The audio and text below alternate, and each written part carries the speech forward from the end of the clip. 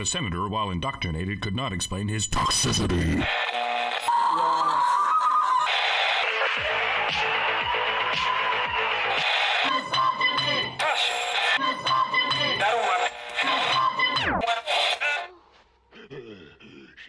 She's fated.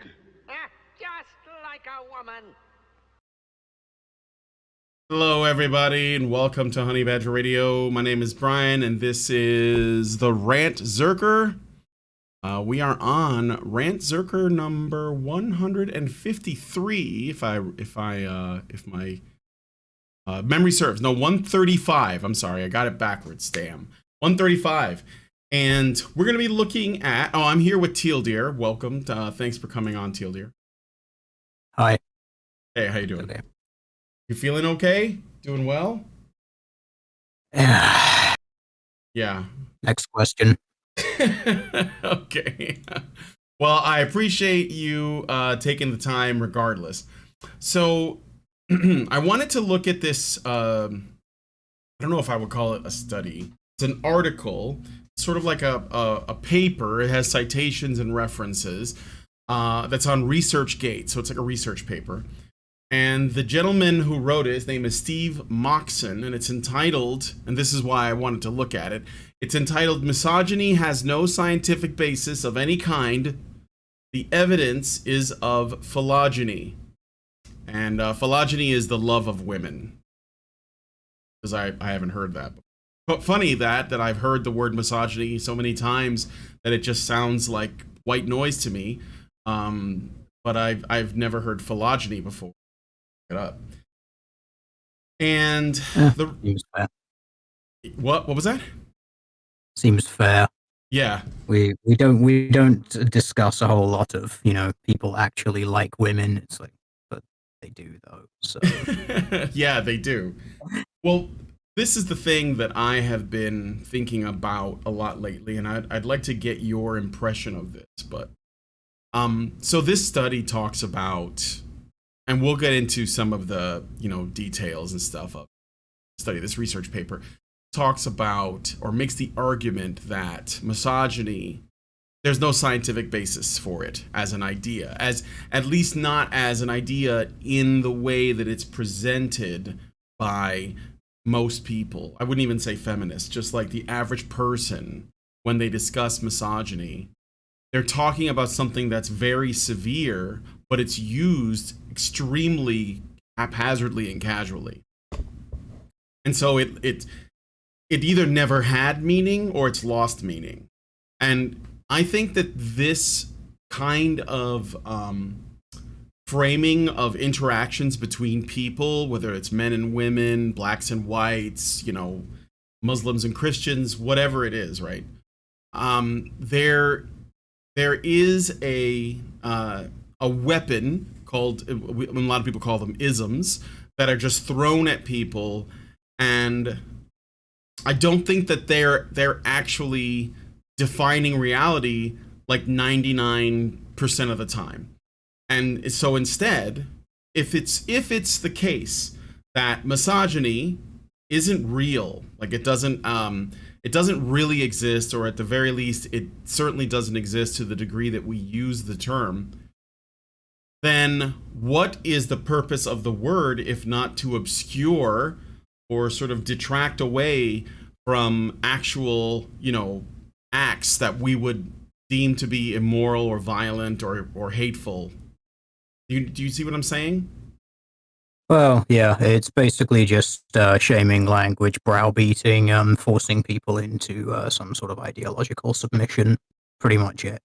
Because whenever you look at any sort of claim of misogyny or anything like that that attempts to quantify it, it always comes up lacking. So from a psychological perspective, when we look at the psychology of men and women and their general attitudes towards men and women when it comes to both intersexual dynamics and intrasexual dynamics, we always find that men, when it comes to other men and women, their general position on men is actually fairly neutral. with a positive association for women. So that is, most guys view other guys as just kind of whatever, but they view women as being more important. And very interestingly about that is it's something that modulates with age.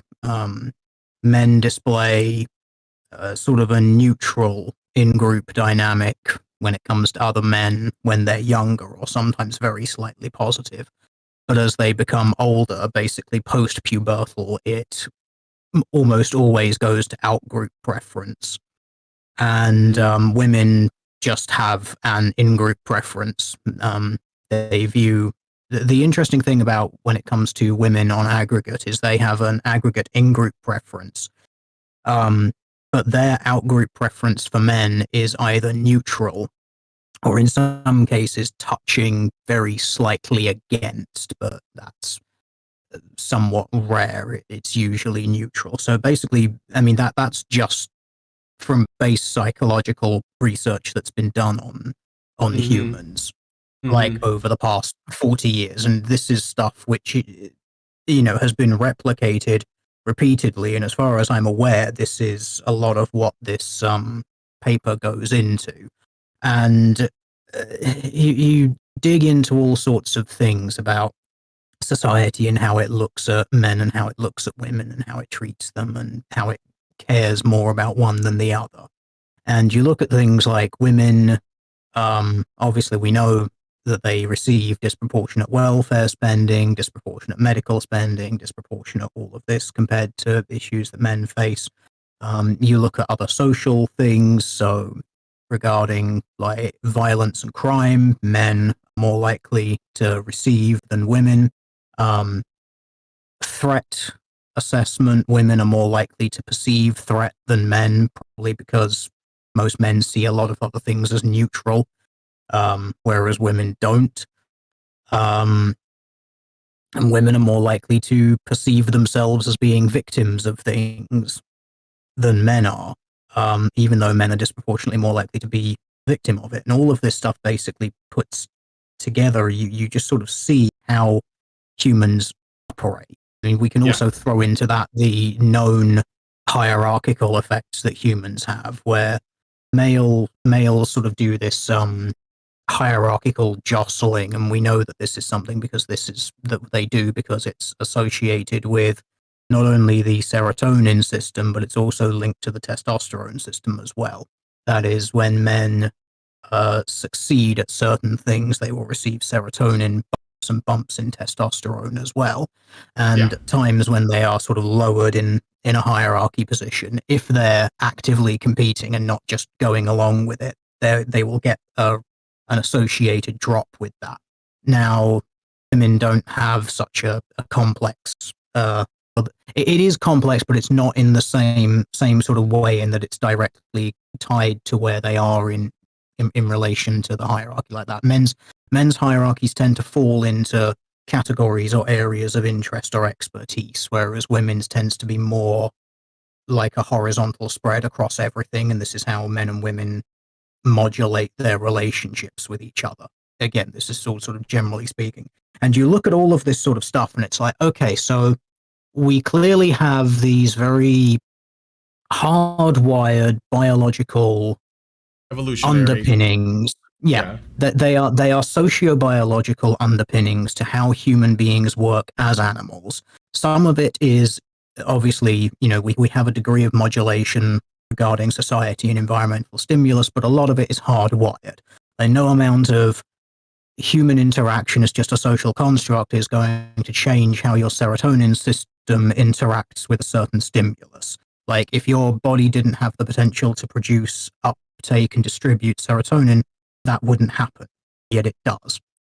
And obviously, we talk about the biological aspect of this. We know that there are implicit differences between male and female as discrete biological entities, which they are. Things such as male upper body strength, respiratory capacity, and whatnot compared to female average, female need for gestation, and all this stuff. You put all this stuff together, and it's kind of like, obviously, with all of this data, you can see women on aggregate better at identifying danger, more sensitive to danger, more we need to be protected, and lots of social stuff going out horizontally with all these networks. And men, it's just like, oh, we can do things, and we like women coincidentally, which is also the sex that has to do with the gestational thing and whatnot. And it's like when things like this are all tied so intricately to how your species reproduces and the base biology of your species, can't avoid the fact that it's like there is no way this species would work if the one half hated the other irrationally and just wanted to abuse and oppress them. Like, there is no way that this would work. Nope. It couldn't possibly. Which is a very long way of, which is just a very sort of long-winded way of saying, like, when you talk about, like, misogyny and whatnot, you're dealing with this very abstracted concept, which, in the abstract, yes, could be true, insofar as there are some people out there who have an irrational dislike or distrust of some characteristic. And we know that because there are, all the other ists and phobes that people throw out. You're the hater of women, the hater of men, the hater of blacks, of whites, of browns, of yellows, of reds, of blues, whatever. Yeah, whatever it is. Yeah, it's like there is this abstract possibility of someone just blindly not liking, hating, distrusting whatever, some group of people based on that.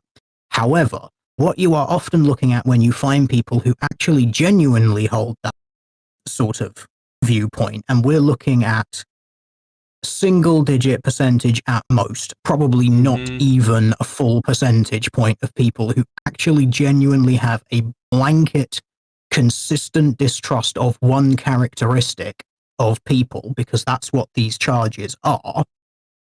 Yeah. And those fraction of 1% of people that actually hold that, 90-something% of the time, there is going to be some sort of either trauma reason, some sort of pathological reason, or some sort of reason that they've come to that. It's because otherwise you're dealing with effectively psychopathy, which is potentially how some of it is going to be explained, because we're talking about such a small number of people.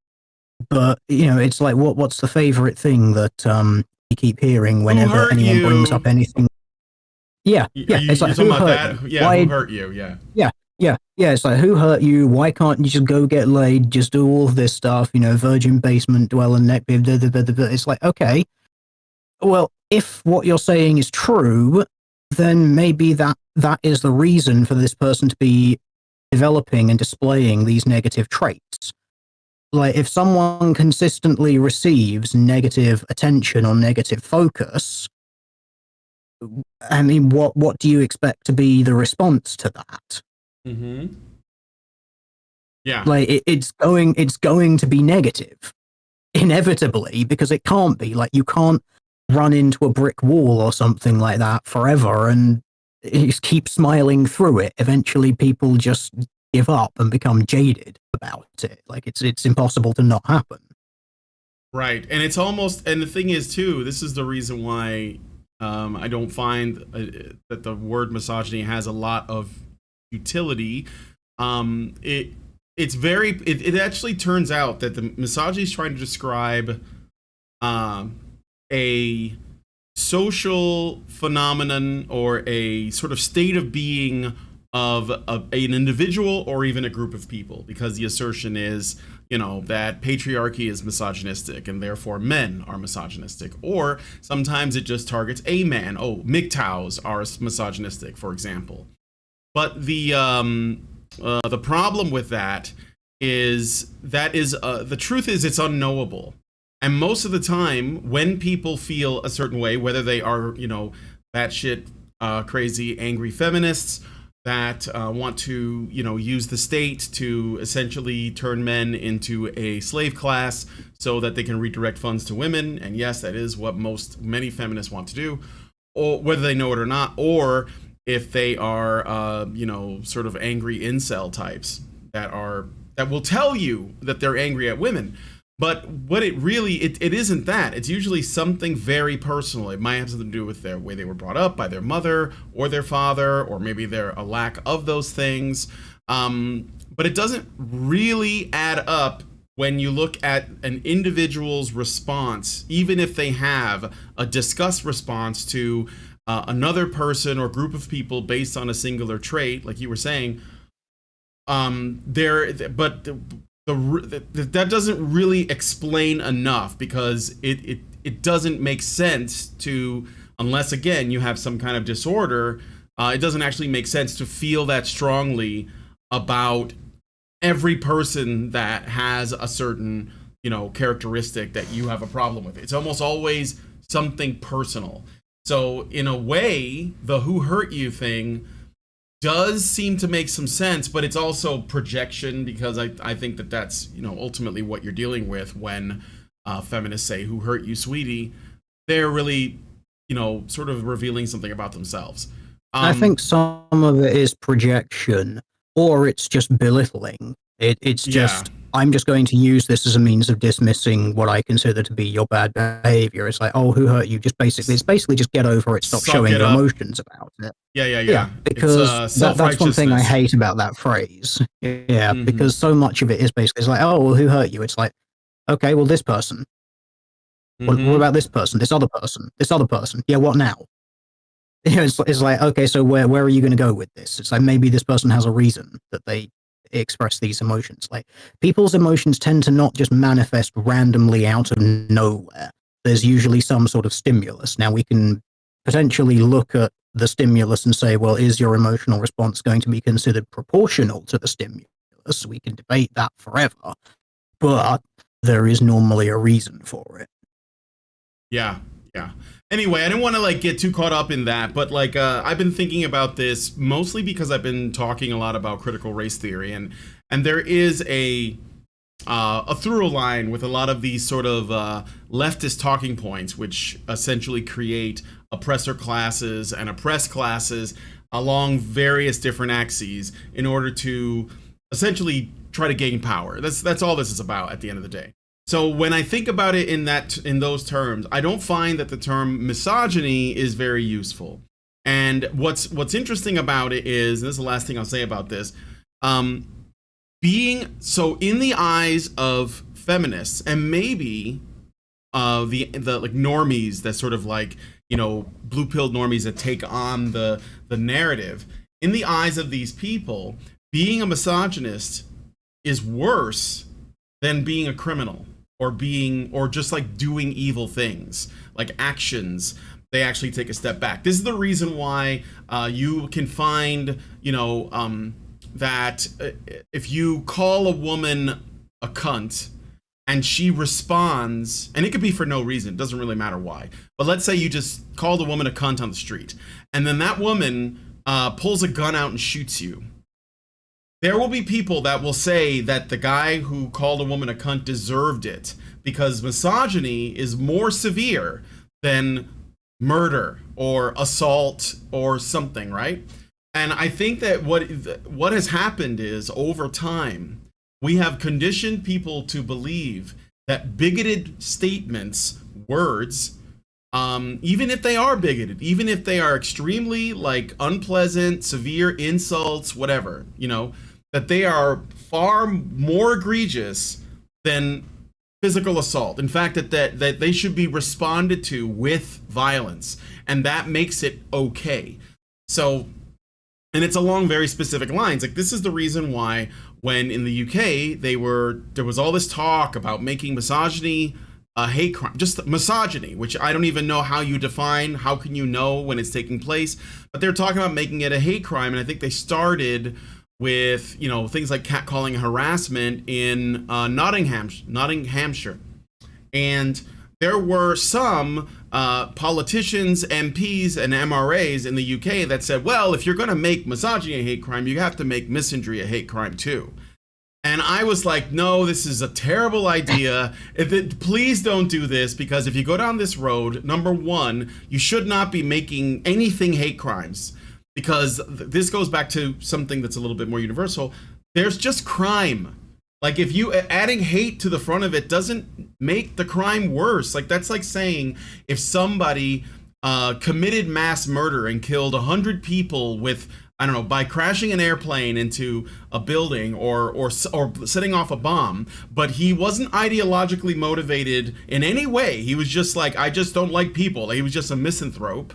That somehow would be less severe than if someone killed like maybe a single individual or a smaller group of people for ideological reasons, like maybe they were women and he hated women, for example. As an example, they would say that that crime, even though it does less harm to fewer people, is more severe than the one that did more harm to more people. So I was like, no, you can't, you got to throw out the whole concept of hate crime for that reason alone. But then secondarily, even if you did put it through, there is no way in hell that that will be applied in a just way, because of a number of factors. Like, women are more likely to find things misogynistic because they're more programmed to be more sensitive, and they are generally more sensitive to things that they find offensive, so they're more likely to find things misogynistic, whereas men are less likely, in fact probably not likely at all, to find things or misandric. They might simply say, well, this is just what it is to be a man, like I'm not going to sweat it. And if you brought it up to them, they would probably say, what the hell is misandry? So you see what I'm saying? That those are my thoughts. That's actually something that's been studied, men and women and how they perceive sexism. It was basically women will perceive things as sexist kind of at the drop of a hat, but in order for a guy to see a woman as being sexist, like, it has to be dialed up to 11. Otherwise, he's just going to be like, whatever. It would have to be. I can't remember who did it, but it might be referenced in this paper. Actually, I haven't checked all the citations for this one. It might be in here. It's so sexist.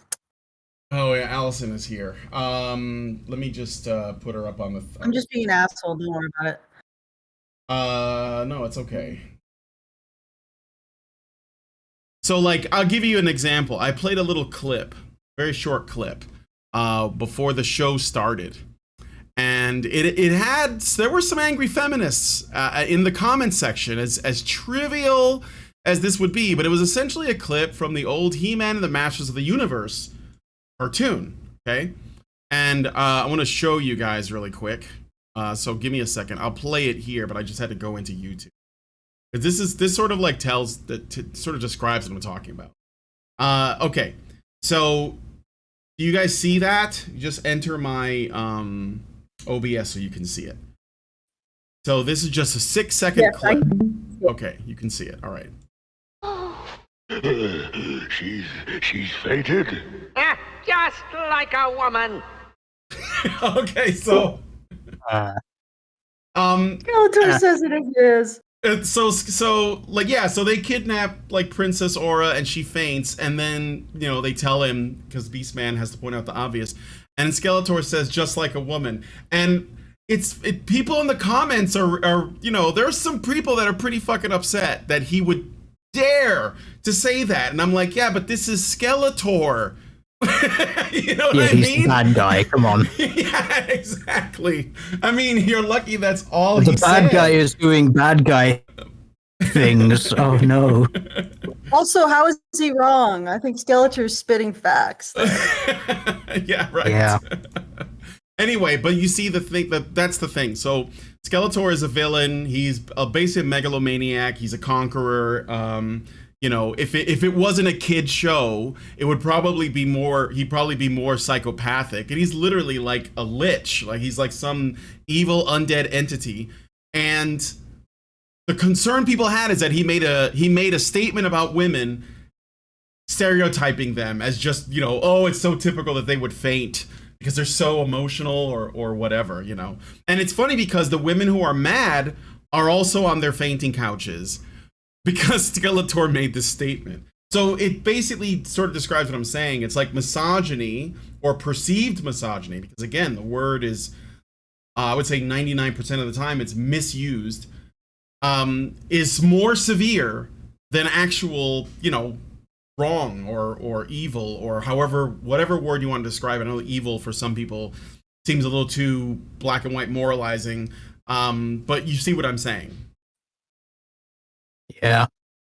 I think what we need is for YouTube comment sections. We need Skeletor's law. Is any mad hose in the comment section on a Skeletor video just proves the need for more Skeletor. Yeah, there you go. Skeletor's law. Any arguments against Skeletor just proves the need for Skeletor. How Okay. dare Skeletor say women faint? Exactly. I need to faint. So it's so good though. 6 seconds and the reaction in the comment section of women going no. I'm just like you're exactly what Skeletor's talking about. Just Definitely like a woman. disproving the notion that women are more likely to find things offensive and to get emotional about it. So, yeah, you guys are really disproving that. Can't remember if it was Pew or Demos study. Yeah, you guys are really helping disprove, reality. Yeah. Yeah. Okay, so let's look at the study. Or it's not a study, I'm sorry. It's I guess it's just a research paper. So this gentleman that wrote this, Steve Moxon, I actually emailed him today and asked him if he would like to be a guest on the show so we can talk a little bit more about his paper, and he agreed. So I'm going to be talking to him next Monday about this paper. Should I read the abstract or do you have like something that you want me to jump to? I did read through it, and I think he makes a good case. The only thing is, I think that a lot of people don't. They may not be ready for this because it challenges something pretty like frightening for the average person, right? Like even a lot of MRAs like wouldn't essentially make the statement that misogyny has no scientific basis of any kind. The evidence is of phylogeny and misandry. He actually adds and misandry to that, which I'm not sure I agree with. And I know that seems weird, but I'm not sure I agree with it. Because I don't really think feminists I don't think they hate men. But that's just me. What were you going to say? No, I don't know. I don't know. I think there's a fair number of them that do. The way I see it is, I think that feminists, even those that claim they hate men, they actually hate. And I don't mean to say this to be dismissive or to sort of minimize it. And I know that that maybe like how they feel about men doesn't matter as much as how the kind of policies they push for and the kind of cultural upheaval that they have created hurts men. So at the end of the day, it's sort of irrelevant whether or not they hate them because they are doing a lot of harm to them. But I think that it's usually very personal. Like I think that they have a love-hate relationship with their father. A lot of the time, whether because he wasn't there or because he was, and his mother and their mothers turned them against him. I think that is almost always the case, and because it's so irrational to fear and hate an entire group of people that I guess maybe I'm being really charitable by saying I don't think it happens that frequently. And I think there are the academic feminist types that I believe they also don't really hate men, but they find that this rhetoric, the feminist rhetoric, is useful to get them power and money, and so they do it. So it's really like they either feel that men have too much and they want some of it, sort of like the same way that the proletariat felt about the bourgeoisie, but just altered down the line of being men and women. Because a lot of times people who are poor and that complain about the rich, almost always, they're actually people who just want to be rich. So it's not like they hate the rich because they're rich, because those people want to be rich. So I think that feminists who claim they hate men and they want to they want their power, they don't really hate men. They just want what men have or what they think men have. And I think one of the things they have to do to make that work in their own brains is essentially erase or otherwise minimize all of the problems that men face and pretend like they're not important, which is why they engage in a lot of this sort of dismissive language like "who hurt you, sweetie." Yeah, I mean, I don't reasonable. know. If you don't agree, it's okay. It's just my my theory. I There know are it's some who hate men. Yeah, it's think- there are some, I think. Yeah, Yeah. I think it's a lot of them just use the fact that people's emotional hang-ups, or not hang-ups, but they're just their emotional makeup. The reason why people want to keep the word misogyny is because people care about women so much yes. that they want to be in constant vigilance over the possibility that somebody doesn't care. And the funny thing is that misogyny is a moving target, because if you can show that you care about women, and a person is like, well, I care about women, I give women all the respect they could possibly eat, and then the next person's like, well, that you must dislike women, because not only do I give women all the respect they could possibly eat, I give women the means to exist without having to be in a relationship with a man. And then the third person's like, oh, you don't care about women at all. I give women the means to exist without a relationship with a man, and I also give them every possible fantasy that they could possibly ever want. So the bar keeps raising every single time. So misogyny is not being able to give women what they haven't asked for yet, if that makes sense. Like, it's like, yeah, that's yeah, I did a video about that years ago. It was the Yeah. one about oppression, inflation. mm-hmm. We And- can just keep giving women more and more rights because rights are only limited by your imagination, and so we can just keep Mhm. printing this, Yeah. and just keep inflating that currency regardless. Yeah. And then anything up to the latest thing that you've given women is hatred of women. So Yeah. that's why every society before our own society was absolutely and utterly driven by the blackest, most burning and acidic hatred of all women. Yeah. My Yeah. grandfather bought his wife a vacuum cleaner because he hates her. Meanwhile, Mhm. she was like, no, he bought me a vacuum cleaner because I didn't want to have to pull all the carpets up, hang them outside, and pummel them for hours a week. This thing turned that into like an hour-long job once a week. It was amazing. It was labor saving. It was time saving. It cost a lot of Mhm. money. It was great. Yeah, but why didn't he vacuum for her? You know, like, why didn't he add that extra hour onto his 12-hour shift? Yeah. He could have just done more, you see. And that the thing is that men can always do more. So so misogyny is like a place, it's like a, you know how parents will draw how tall their children get. Misogyny is like, yeah, we got to this point in terms of benefiting women. Anything below it is now misogyny. It's like it's just hold your place. You know what I mean?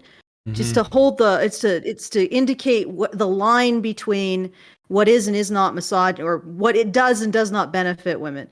And if you don't get up to the new line of what isn't misogyny, then you're a misogynist. So it just keeps going higher and higher and higher and higher. And people want that concept because they want to feel like they're doing something. Like, men want to feel like they're saving women. So they want the idea. I mean, if you get rid of the idea of misogyny, then where do these guys get their identity? Where Right. of saving women? Yeah, well, that's exactly right. I mean, it broadens that, because I think there was probably, for most of human history, I don't think we use the word. In the study here, in the research paper, I'm sorry, I keep saying study, it's not a study. In this paper, the author does say that, misogyny is an ancient Greek term.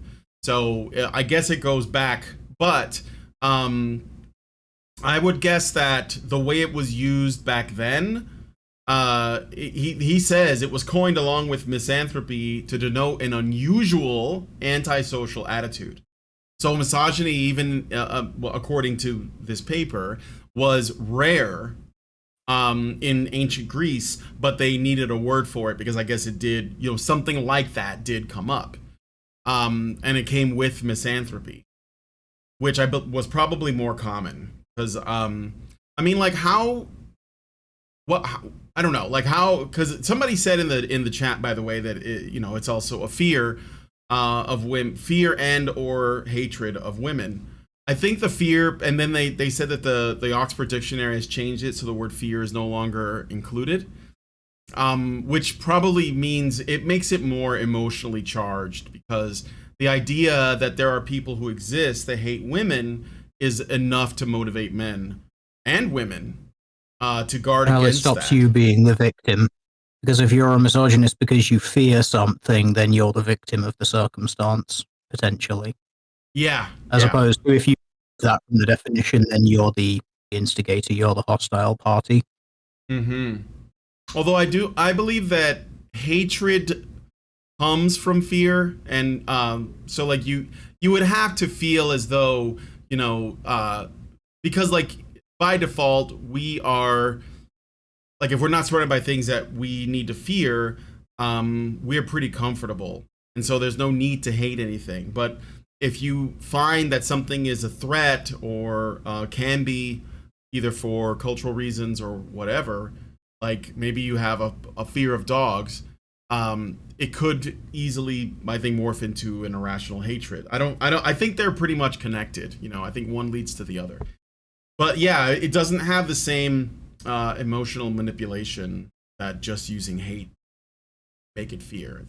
I have sympathy. So, because they might want to understand, you know, like if a child was abused by his mother or raped by his aunt, and he grows up to be distrustful of women, we'll just call it misogyny. And that's one of the things that's really convenient about misogyny. If you call someone misogynistic, despite their history, and that's not an uncommon thing, you know, to have been beaten by your mom or raped by a relative, a female relative, an older cousin or an aunt. This is very common in the Black community. It happens a lot. And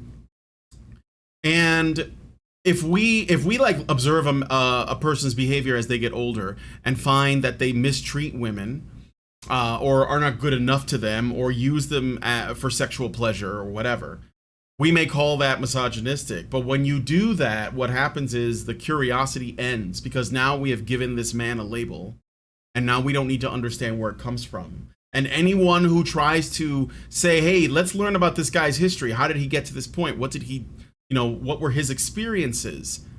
That then you are contributing to the misogyny by expressing sympathy, which is verboten. That's what the purpose of the word is in that context, in my opinion. Right? It exists to like silence people. It doesn't exist to encourage conversation and understanding. It's a Yeah, because why would you want to understand people who hold a position that you consider to be irrational? It's like, why try to understand that, you know? Just slap a label on them, call them a heretic, and they'll be done with it. Let the ostracization continue. You know, who cares about doing the psychological thing of the therapy thing of understanding it? Just like, okay, that's your position. Why? Explain. Okay, so anyway, so back to the paper. So there's a section where he basically goes into the etymology a little bit. In the abstract, I'll just read the abstract for you guys. No published science paper demonstrates misogyny exists.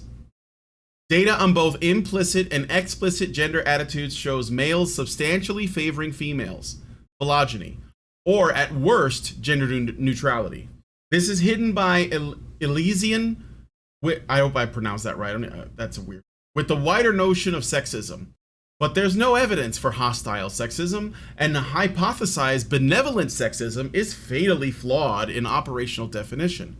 The mode whereby sexism supposedly causes harm, which is stereotyping, has been debunked. Likewise, intersexual dominance, removing any theoretical basis.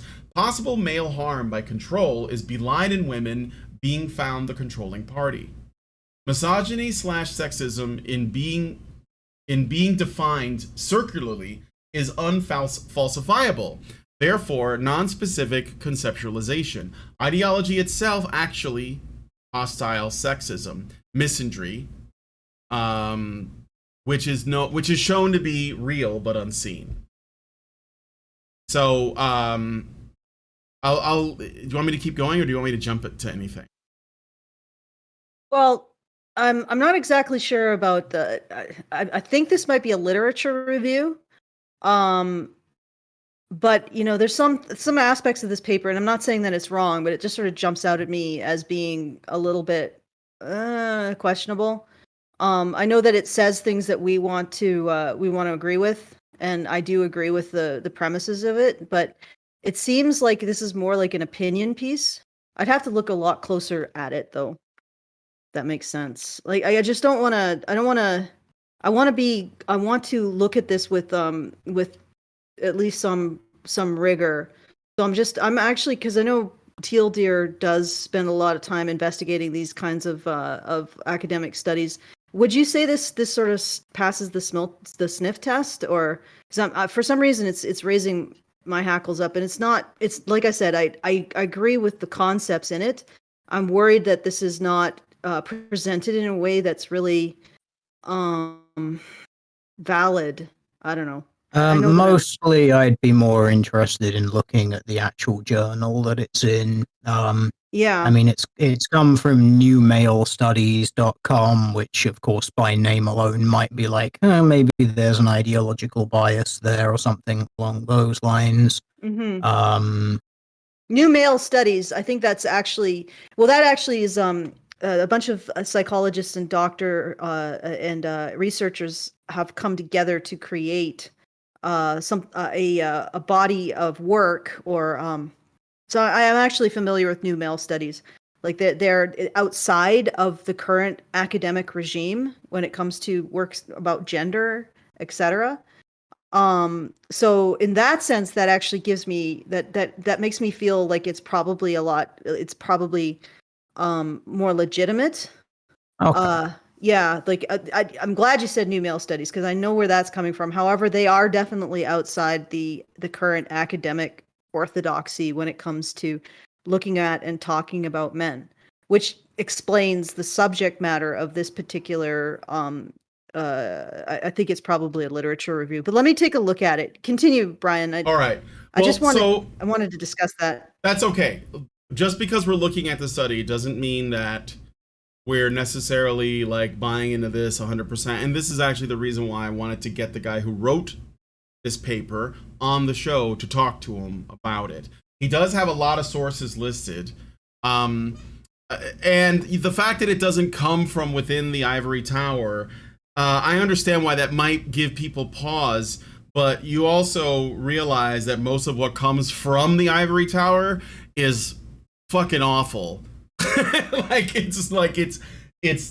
It's terrible, because it is in a kind of bubble, and that's how you get, like, you know, the feminist water lily and like legit papers about, you know, dog rape and stuff. So crazy things like that, right? Somebody in Australia wrote a thing about, you know, using different sex toys, and just wild things. So I'm reminded of a guy, I can't remember his name, but he talked about how, you know, science, most of the time, if there are like new ideas that deserve exploring, and I'm not saying this is science, but it comes from the fringe, right? Because the people in academia, they get used to a certain way of seeing the world that comes from their most accredited people, and then they sort of regurgitate that into each other's mouths for, you know, multiple years, and then unless someone is allowed to come in from the outside with new info that might change that, that's all that's going to happen there. So I get what you're saying. So he is reviewing literature, he's reviewing other papers, and essentially looking at all of the papers that make claims about the existence of misogyny and the evidence that they have. And he basically is saying that none of the evidence that's being presented in papers that are trying to make the case for the existence of misogyny or presume the existence of misogyny in order to make some other point, like about rape culture or, you know, something else, there's no evidence for it. He's like, the evidence that they have is weak. They haven't been able to produce anything that presents it, and in fact, you know, he wants to make an argument to the reverse. So I'll read another paragraph, and then, like, if you want, I can jump to. I'll tell you what the sections are called, where he demonstrates everything. But this is sort of like putting out what his, I think, what he's planning to discuss. So, exhaustive literature search produces no science paper, journal published or otherwise, on the topic of misogyny demonstrating its existence. No science paper shows, however differently labeled, generic, profound antipathy or hatred towards women by men. So he's even working with a slightly broader definition because he calls it antipathy. I think having antipathy towards women is not hating women. So he's even working under a broader definition. As misogyny nowadays generally is understood, both in popular currency and as an explanation in social psychology and other academic literature, this is a relatively new ideological conceptualization.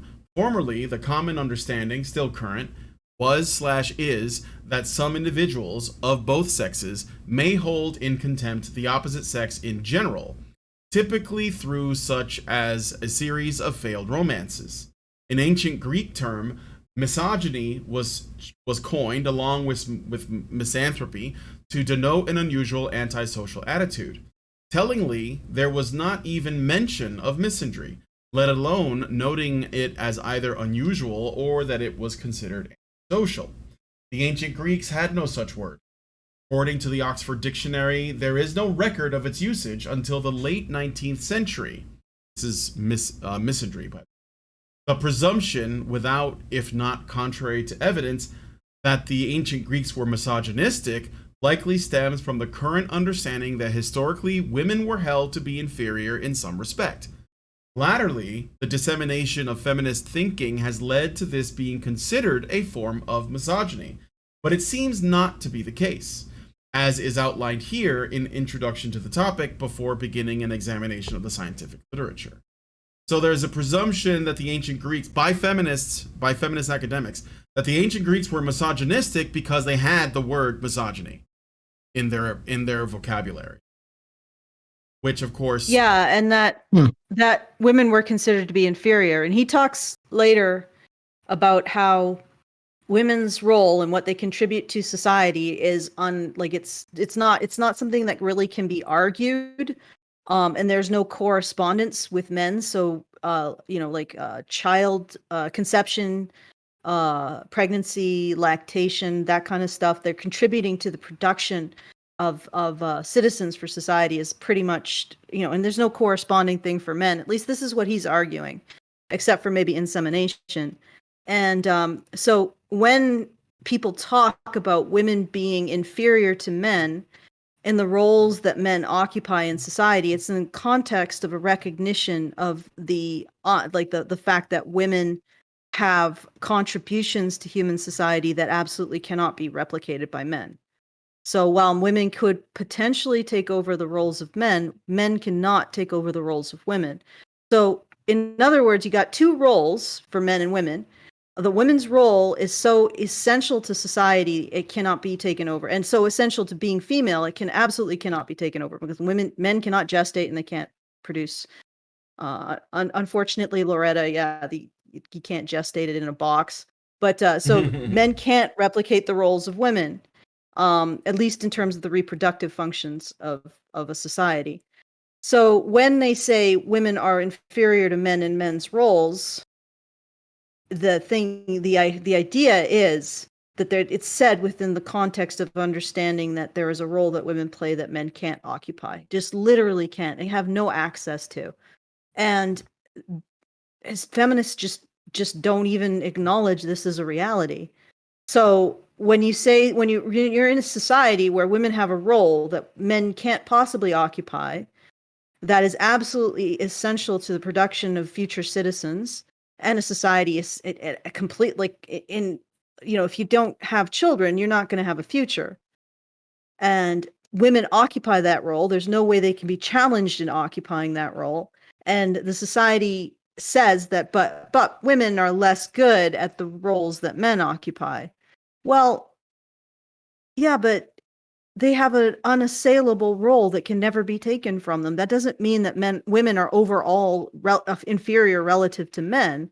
It means that they are inferior relative to the role that men are given, and is more socially ordained. I think is what he's arguing, and he's got a really good point, which is something that I think people should consider.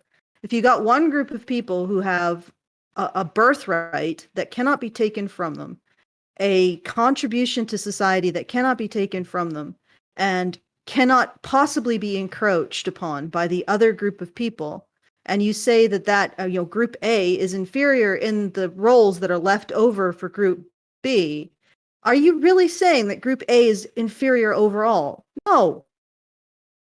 And this is how feminism has viewed history, under the assumption that when people say, well, women aren't as good at men's roles as men are, they're saying women are inferior to men. That's ridiculous. Anyway, and I think that's his conclusion, that it is ridiculous to say that. And I'll step off the podium. All right. Teal, do you have anything you wanted to say about that, or?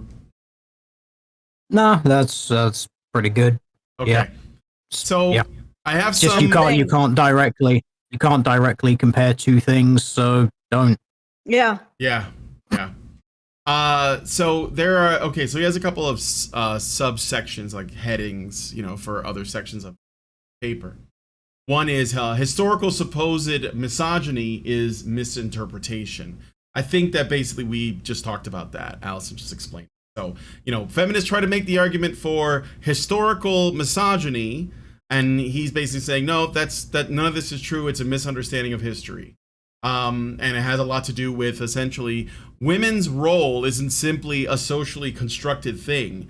It is a product of their biology, and men's role too. I mean, like before we had all these modern conveniences, there was an expectation. There wasn't just that. I mean, men were better suited for certain duties if we wanted to survive as a species, and women, they had biological functions, right?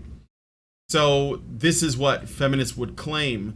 Next, gender attitudes research shows no misogyny and actually phylogeny.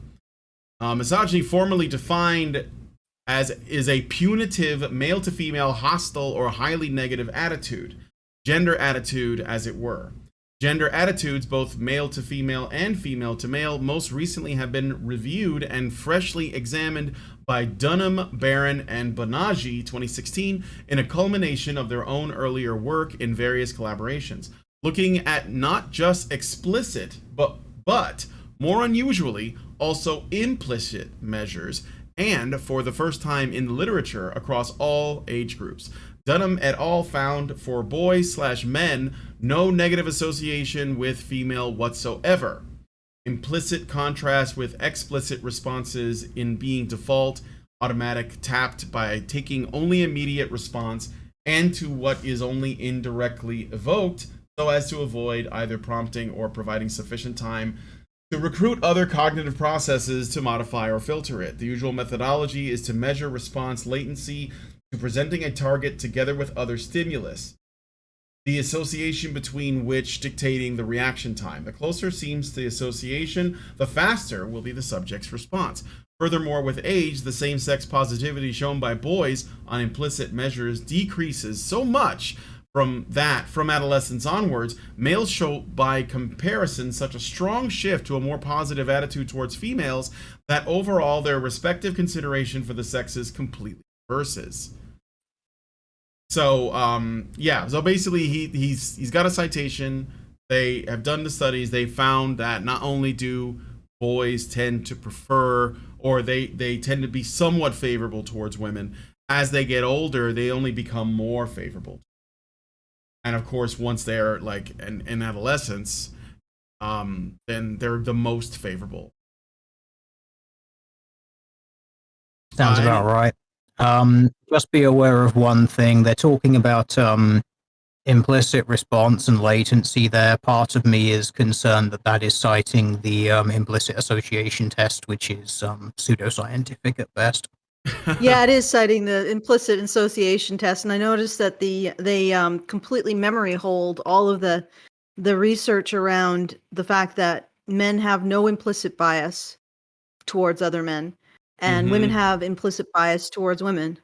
Now I don't I don't know, as you said, Teal Deer, the entire implicit bias or implicit bias tests are probably hokum, but on the other hand, it's even pretty the creators have confirmed that they are, because there's no possible way of knowing, because the way those tests are administered, you can cause the bias that you then find by just telling people this is a thing, this is a different thing, because it's basically done using controls and arrows left and right and whatnot. When you swap stimulus around, you effectively have to learn the stimulus the other way around, so you can effectively just be charting a learning curve for the new task rather than that.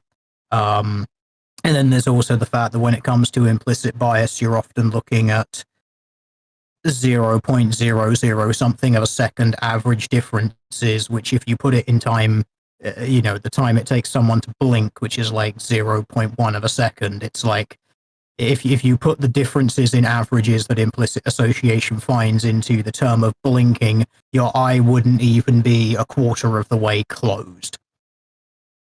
Like that's little of a difference that it is, and it's like, based on this, we determine that you are racist or sexist. It's like, no, sorry, that's nonsense. But even if you assume their work is true, they just completely memory hold what indicated that actually we're all pretty much pro-female.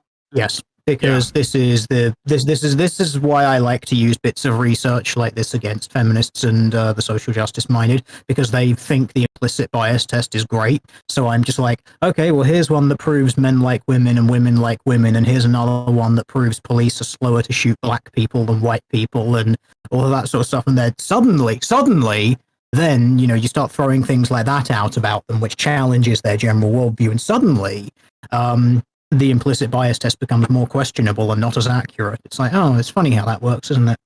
Yeah. At least I'm consistent on my view that it's like, it's implicit bias, don't take it seriously, it's nonsense. But whatever. Yeah, well, like I said, it does indicate something because they have memory hold all the implicit bias that shows that everybody pretty much has an implicit bias towards women. Yeah. But you don't need the implicit bias test to find out that everyone has because they have an explicit bias towards women. Yes. And you that one's more important and relevant. You can see it on all of the tests in which, you just ask a group of people, would you rather kill a man or a woman? Everybody's like, the woman. How dare you even ask? Go kill him now. People are they're explicitly pro-woman. You don't need to try to sneak this finding out of people. But anyway, continue, Brian.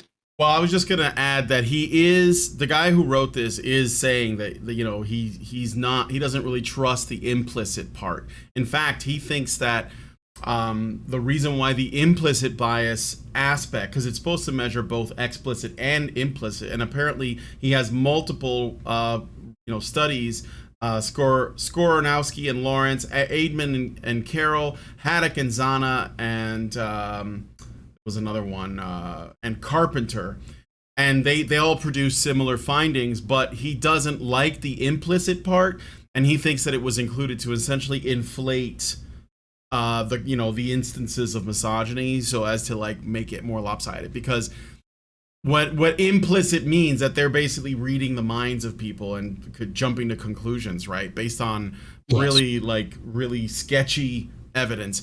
If you just 0.006 of a second. Yeah, exactly. Sorry,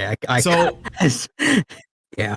No, I it's get interesting it. In that it's interesting in that it is measuring something that is objective. It's like, yes, there is an objective this difference between these two things, but it's like there is no way you have any idea why that is. Like, it could literally be anything. Yeah. It could literally be the vignette showed up once and the person blinked at the wrong time, and so that was like a fraction of a second that they didn't see it, and it slowed down the reaction on a couple. It can literally be that for the implicit bias test that causes that small of a difference. Well, I guess he hates women then. You were too slow. You blinked at the wrong time. Now you hate half of humanity. Oh, then you gotta get out. You're fired. All right. So yeah, he does. The author of this paper does say that he doesn't sound comfortable with implicit aspects. Good. So he basically finds it in a couple of other replications of other studies, which I mentioned, And he talks about female but no male, homophily. Homophily is the implicit preference for others of the same category to be considered fellow group members. So women have, it's basically women's in-group bias towards other women, but males don't have that towards other men.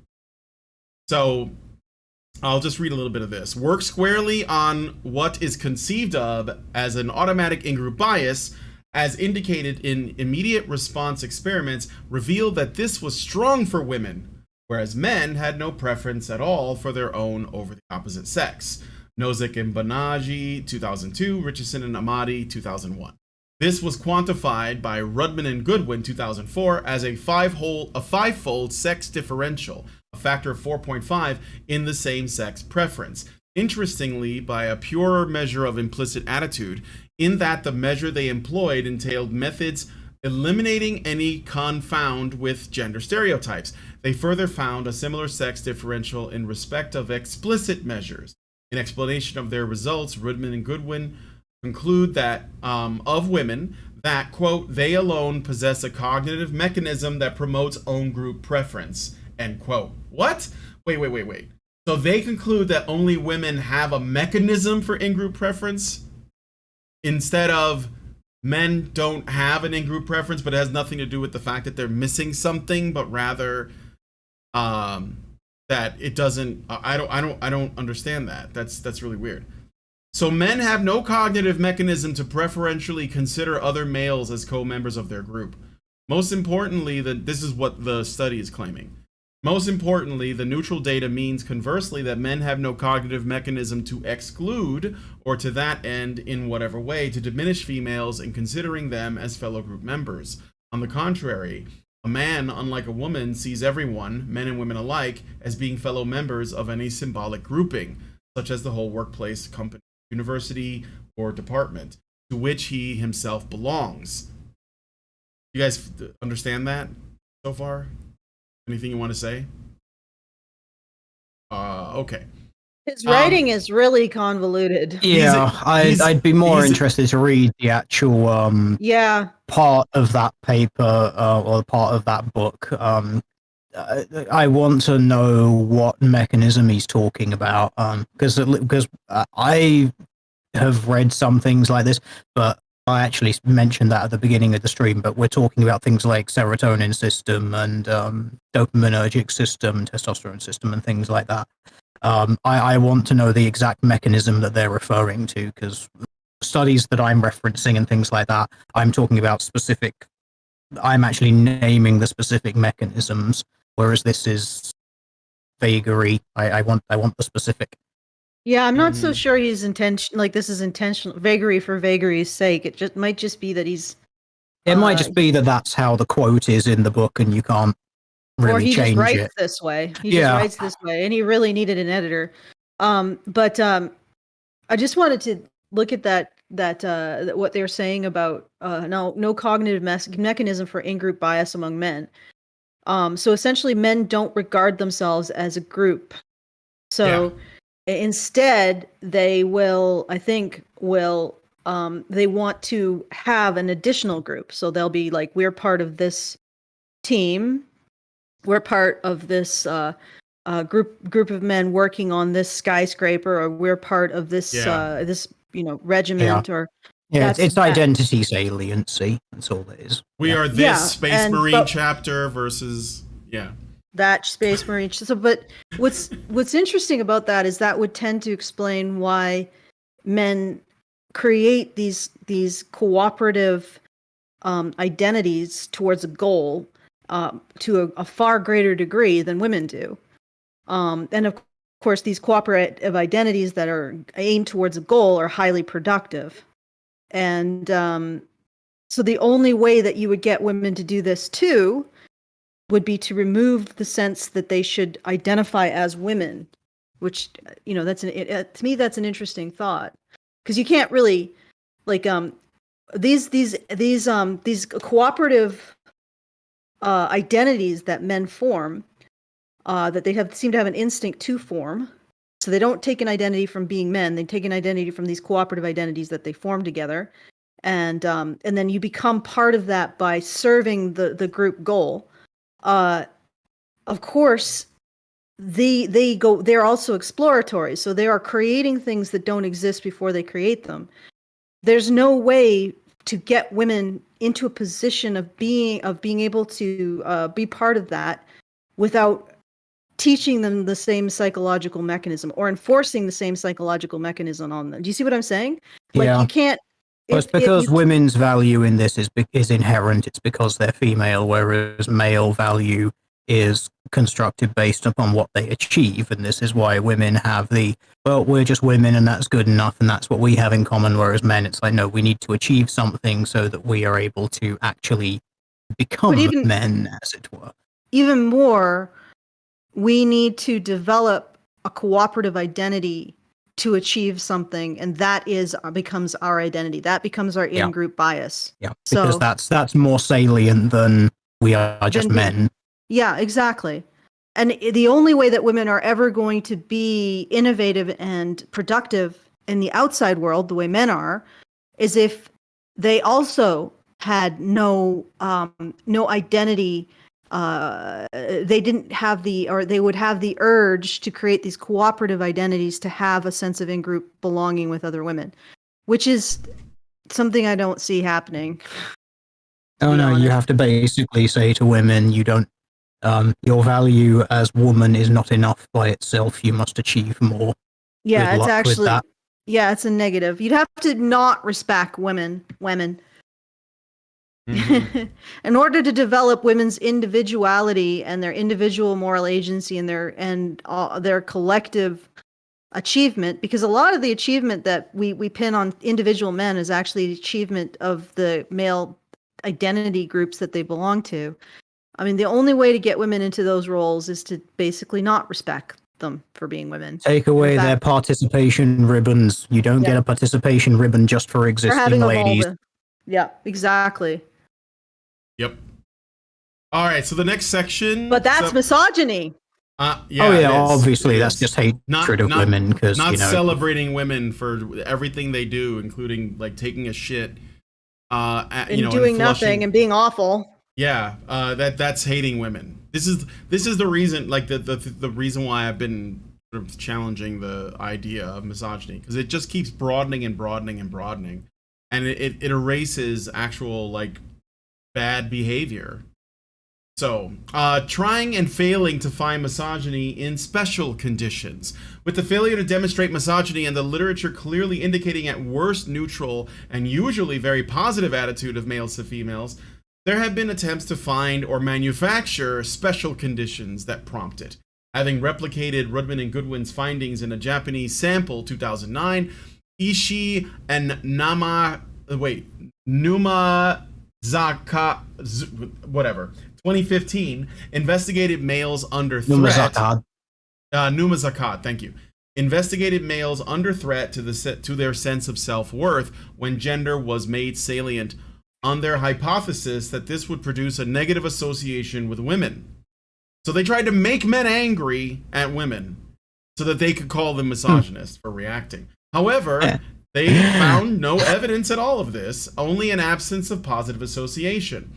Posing a similar but more specific scenario, Kazimovic and Kuznikov claimed 2015 claimed that women entering the workplace hierarchy pose a threat to males, not generically, but to those of lower status. However, critics Brown and Cotton 2015 point out that the authors use an inappropriate statistical analysis without which their data does not reach significance. In any case, the authors prefer an evolutionary explanation, which is actually itself a false understanding of hierarchy. See the section below on supposed intersexual dominance, ignoring more obvious evolutionary explanation not entailing male hostility. I like that. It's just in my mind, you know that meme of that guy with the stick poking things like, come on, do something. Yeah, do a misogyny. That to me is just poking a stick. Yeah, that to me is those researchers just poking. Come on, do misogyny, and do the guy's just rape. like, nah, women are all right. Yeah. I don't want to detract too much, but I was talking to Lindsay about about this concept before I did the show, and she was saying, and I don't want to misrepresent her, but she says that she believes that what we call, like, when there are legitimately angry feminists that claim that they hate men or they're angry with them, there is a kind of sexual thing going on there. And one of the examples is that when this is the reason why, or maybe it can be a reason as to why feminists tend to like really like dominant, rough, if not damn near violent sex, and they ask men to do things like choke them out. And the funny thing is that because she said that she used to work with a lot of dudes, like on you know, like outdoor kind of blue collar, you know, labor work, right? And the men at work would talk about their experiences. You get the conversations, and sometimes they'd share their sexual experiences. And Lindsay was telling me that it was very common for these guys to, like, you know, be dating a woman and they're gonna have sex, and the woman wants like extremely rough, borderline violent sex. Like they want to be choked, they want to be, you know, they want this kind of, it's like the Gian Gomeshi thing, right? And these men are extremely uncomfortable. They're like, I don't want to do that. You realize like how much trouble I can get into? Like the whole idea disgusts them. It turns them off. They don't want to do it. They don't want any part of it. And it's interesting because it sort of shows, you know, like how men feel about women, even women that they're trying to please. And so they'll do it. They'll choke these women so that because they want to please them, but they do so at the cost of their own, you know, sort of arousal. Does that make sense? Yes, it makes sense. Yeah, sounds about right. All right. Okay, so it's sort of like I think that, I don't know. There's something for feminist women. There's something wrong. Sexism in its supposedly hostile form. So supposedly hostile, with the consistent failure to find any evidence of misogyny in terms of profoundly hostile male attitudes towards females, or even of a pro-male rather than a pro-female attitude. Then research to try to establish the existence of misogyny appears to have been distanced from this conceptualization and gender attitudes studies. This has been by employing a wider concept that can be conflated with and thereby misrepresented as misogyny, notwithstanding that any supposed manifestation under study would not thus be labeled if its appropriateness were to be directly considered rather than via the wider concept. Discussion has come to be in terms of the more loosely, if not ill-defined, notion of sexism. The concept of sexism had begun as being defined simply as a negative attitude towards women. So even though we call it sexism, it was meant to just be applied to women, just as in gender attitudes research. But it was later diluted to or any sort of prejudice or discrimination, and latterly an attitude by virtue of the target's biological sex, Lemirius and Rodriguez 2003, rendering the notion meaningless. As sexism can be inadvertent, non-malicious, and even benign, then its conflation with misogyny allows an unacknowledged broadening of the definition, thereby to misrepresent as misogyny a range of other phenomena. In turn, sexism can be qualified as negative rather than neutral or positive, to assume the mantle of misogyny by the back door, as it were, in effect sidestepping the literature on gender studies. In essence, gender attitudes have come to be seen as superficial, underlying, which is sexism. This would ignore that the very question of what is covert rather than overt has been substantially addressed in the research on implicit as opposed to explicit attitude. So, do you guys follow that? Essentially what he's saying is, okay, so for those of you guys who are essentially what he's saying is they change tactics, and what they do is they broaden their net, and they just try to prove or suggest or even manufacture sexism, which is not misogyny because it's milder. It's, you know, it's basically just defined as simply having a negative attitude towards women, which isn't like a hatred or fear. And then once you broaden it that way, then what they do is they sneak it in the back door, is how he describes it, and no pun intended. And then they will say, okay, now this sexism that we have implied in our work is proof of misogyny. So then they just make sexism into misogyny, and they use them interchangeably, essentially. Yeah.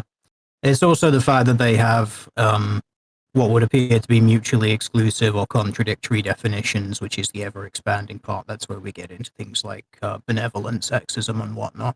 You like women too much, well, it's because you hate them. Like, can you imagine if in something like physics we did something like that? It's like gravity is like the force that body exerts drawing things towards it. Like, so when you drop something, it falls towards the ground. But also, things like a helium-filled balloon that goes upwards, that's also gravity. Because, of course it is, even though it's the complete opposite. And if a feather gets carried horizontally in the wind, that's a different kind of gravity. Yeah. So, okay, so the term gravity doesn't really mean anything now. It just means anything moving any which way you can identify. Okay. Maybe misogyny is the fundamental particle. It's the God particle. Yeah. Everything. Misogyny moves in mysterious ways. Indeed it does. You're right, Alice. It is the misogyny of the gaps, as it were. It's one of the fuck dark matter. That's yesterday's news. We're on this now.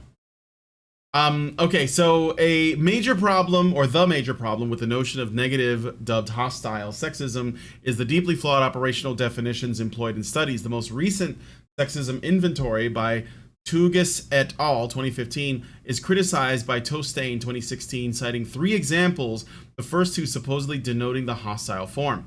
1. It is difficult for a woman to work as a boss. 2. Men are incomplete without women. 3. Women, compared with men, tend to display a greater moral sense. The first, Tostain points out, is most likely to be actually an expression of support for women in terms of siding with them against what a woman might face in the workplace. It is difficult for a woman to work as a boss, right? That sides with women. The second is an acknowledgement of the importance of partnership between the sexes, an objective fact. Men are incomplete without women. And the gratitude towards, if not aggrandizement of women as partners. It also acknowledges difference between the sexes, also an objective fact, that Tostain picks up on with respect to the third example, which is women compared to men tend to display a greater moral sense, which he sees as being included simply because it is considered as essentializing women. These are the statements, by the way, that they're claiming are considered sexist. When women compared with men. Okay, so what is the respect women crap, if not essentializing women? Well, respect women, isn't that a command for men to do something for women? And it's not necessarily defining women? Because it's respect women no matter what they do or how they act. And it's because they're women, right? What? That means that you are valuing something about women that they have no moral or personal control over. How is that? How is that not the same as saying women tend to display X positive quality? Like, okay, so you can simultaneously say women display no positive qualities because that would be essentializing, but I respect women. Like, yeah, okay. I know. I don't think they know that. I think they just want what they want. Yeah, and, it's so riddled with contradictions that I'd honestly, you'd either have to be incredibly stupid to believe this, or incredibly smart, or incredibly conniving. Yeah, I'm inclined to lean towards. I think the term you're looking for. I think the term you're looking for there is midwit. Yes. You have to be someone who thinks they're very smart to pretzelize your brain like that. Well, very smart but totally sociopathic, completely capable of manipulating the crap out of other people's instincts and drives and emotional biases, but you yourself don't believe a damn word of it. I mean, that's possible. They're wizards, witches. And then witches. Witches, yeah, Sorcerer. because they use words to alter reality. It's a magic spell. I You guess say misogyny, sorcerer and or he's a rapist, and it's a magic spell that basically causes men to appear from nowhere to beat the shit out of that guy. It literally does, like D6s in damage. Maybe not literally. Okay. I'm sorry, Allison, you were talking. No, I had concluded. Oh, okay. Yeah, so they're witches. So let's see. So the standard measure of sexism, an explicit one, is that